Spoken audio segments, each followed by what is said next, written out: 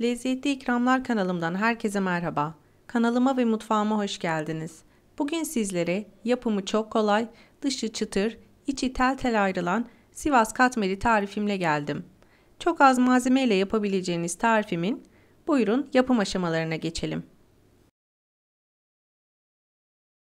Katmerimin öncelikle hamurunu yoğurmakla başlıyorum. Yoğurma kabına yarım paket yaş maya ilave ediyorum. Üzerine 1 çorba kaşığı kadar toz şeker, 1 su bardağı ılık su, 1 su bardağı ılık sütü ilave ediyorum. Maya ve şeker eriyinceye kadar çırpıcı yardımıyla karıştırıyorum.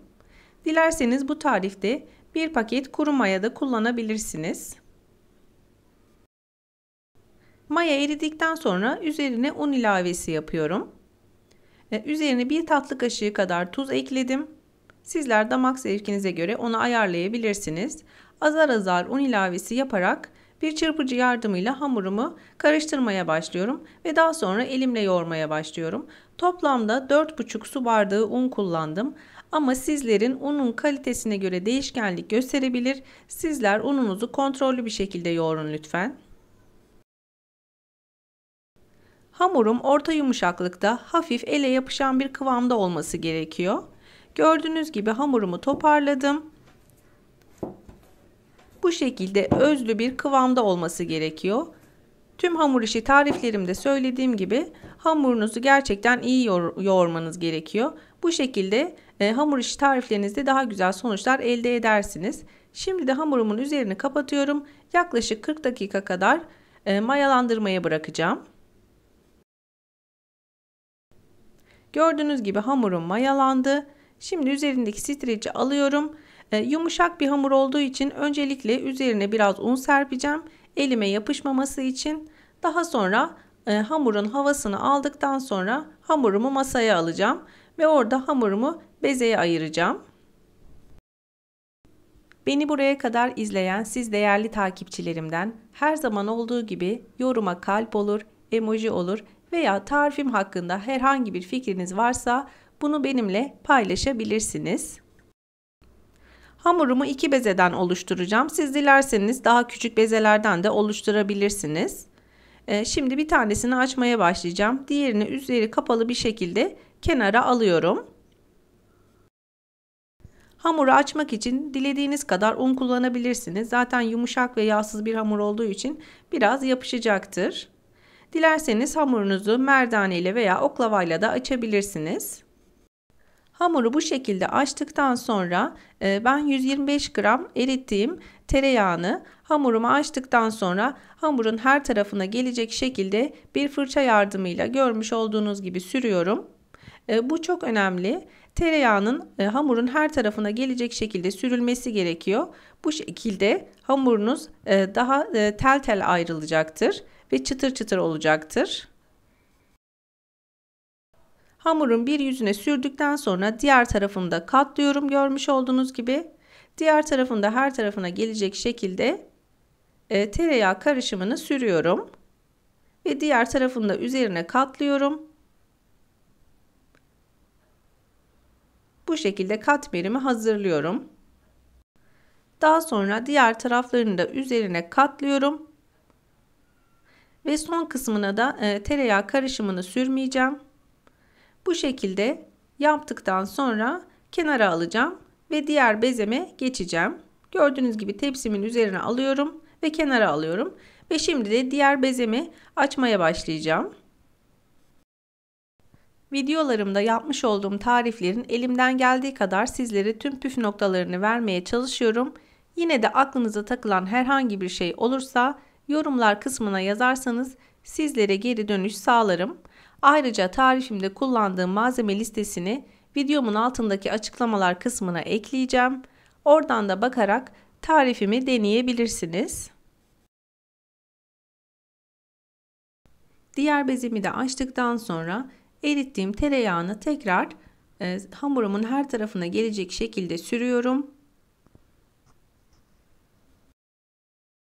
Yağı her tarafına sürdükten sonra bir önceki yaptığım katmerimi hamurumun tam ortasına gelecek şekilde üzerine yerleştiriyorum ve diğer katı üzerine katlayıp tekrardan yağ karışımını hamurun her tarafına gelecek şekilde sürüyorum. Kuru bir yerin kalmamasına özen gösteriyorum.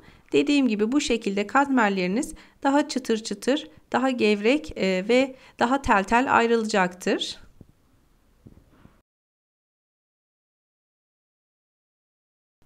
Katmerimin en üst yüzüne tereyağı sürmeyeceğim.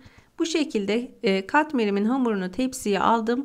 Üzerine bir poşet yardımıyla, bu buzdolabı poşeti de olur, üzerini kapatıyorum ve buzdolabına kaldıracağım. En az 1 saat kadar buzdolabında yağın tamamen donması için bekleteceğim. Gördüğünüz gibi neredeyse hamurum 2 katına kadar kabarmış. Bu şekilde hamurumu şimdi bir merdane yardımıyla açmaya başlayacağım. Hafif tabanını unluyorum. Ve üzerini de hafif unladıktan sonra hamurumu kare bir formda, ince bir boyutta açmaya başlayacağım. Tamamen evdeki malzemelerle yapımı gerçekten çok kolay. Az malzemeyle bir tepsi dolusu katmer tarifini bugün paylaştım sizlerle. Umarım sizler de tarifimi dener ve beğenirsiniz. Hamurumu tepsimin büyüklüğüne göre açtıktan sonra şimdi de yağlı kağıt serdiğim tepsime katmerimi alacağım. Katmerime keskin bir bıçak olur, jilet olur veya benim kullandığım gibi falçatayla üzerine hafif çizgiler atıyorum uzunlamasına. Bu şekilde piştikten sonra aralarının ne kadar da kat kat olduğunu görmüş olacaksınız. Şimdi üzerini kapatıyorum. Yaklaşık bir 10 dakika kadar tepsi mayasında bekleteceğim. Şimdi de üzerine bir yumurta sarısının üzerine 1 yemek kaşığı kadar süt ilave ettim. Bir fırça yardımıyla katmerimin her tarafına gelecek şekilde yumurta karışımını sürüyorum. Dilerseniz üzerine bir tatlı kaşığı kadar da veya bir yemek kaşığı kadar da yoğurt da kullanabilirsiniz. Katmerimi yavaş yavaş hazırladım. Şimdi de fırınıma alacağım. 180 dereceye ayarladığım alt üst ayar fırında üzeri nar gibi kızarana kadar fırına vereceğim.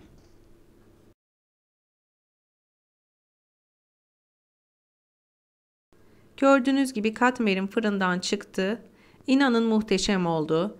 Tarifimi umarım sizler de dener ve beğenirsiniz. Bizler çok beğendik. Kahvaltılarınızda mutlaka tarifimi denemenizi tavsiye ediyorum. Dediğim gibi az malzemeyle bir tepsi dolusu katmer hazırladım bugün sizlere. Tarifimi beğendiyseniz mutlaka beğen butonuna basıp kanalıma hala abone değilseniz kanalıma şu an ücretsiz bir şekilde abone olabilirsiniz. Yanındaki bildirim zilini açarsanız yeni yapmış olduğum tariflerden anında haberdar olursunuz. Bu lezzetli katmeri siz de kahvaltılarınızda, 5 çaylarınızda kolaylıkla tarifimi deneyerek yapabilirsiniz.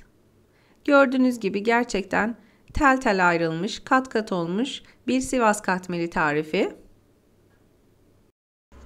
Videomu izlediğiniz için çok teşekkür ederim.